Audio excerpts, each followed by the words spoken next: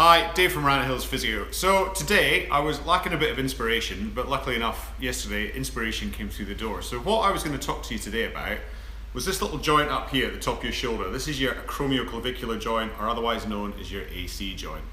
So your AC joint basically is your collarbone that attaches in to the top of your shoulder blade. And it's a really important joint because it gives you an awful lot of stability for your shoulder, but also helps to maximize how much your shoulder blade can move. And the collarbone, or the clavicle, acts as like a strut, so it's actually really good for transmitting force from the shoulder and the upper arm to the spine.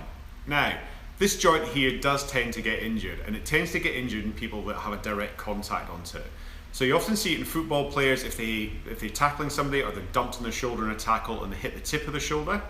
People on bikes that fall off their bike and hit the shoulder, they very commonly injure their AC joints, and any other fall that will come onto that. So what actually happens and how they classify it.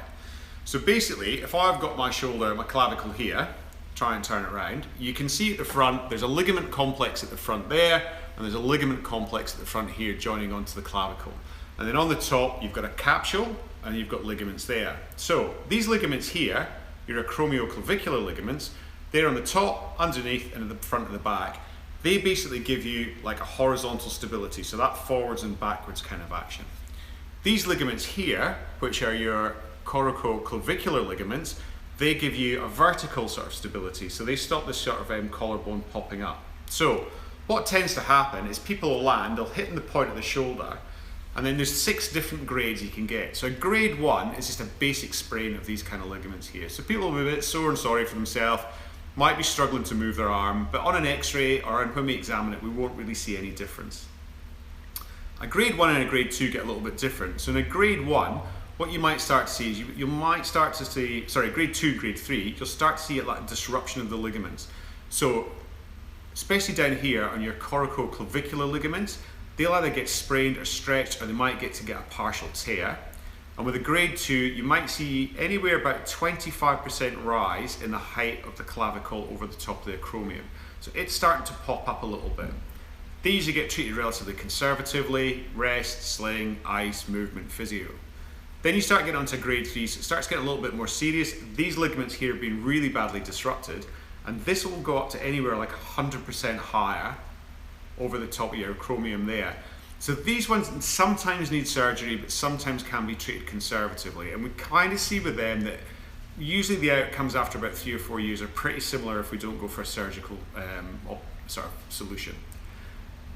Then you get to the really big one. So I'm going to take if you're jump to 3 to jump 5. So grade 5, instead of being like 100%, will be anywhere up to 300% higher. So this clavicle can be sticking up like that, and you've got complete disruption of the ligament complex here, complete disruption of the ligament complex there.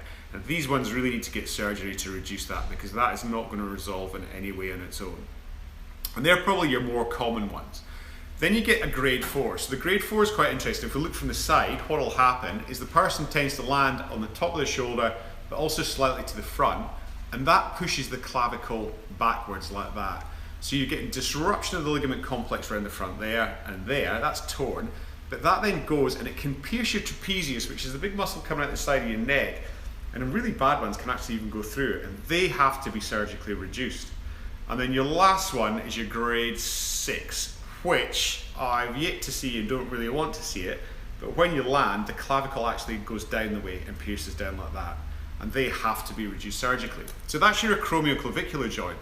Usually when you're watching, if you watch the football, you'll often see the football players coming in, they're heavily taped up across their shoulders, coming down the top of their arm, and that's often like the strapping that we would use to protect the AC joint and to keep it stable. Once they've settled down, it's pretty similar to rehabbing a rotator cuff issue. And then you go from there. So that's really your AC joint. So I'd like to thank my client that came in yesterday with the 4th one of those. That gave me a little bit of something to talk to you about today. Have a nice weekend. I'll speak to you soon.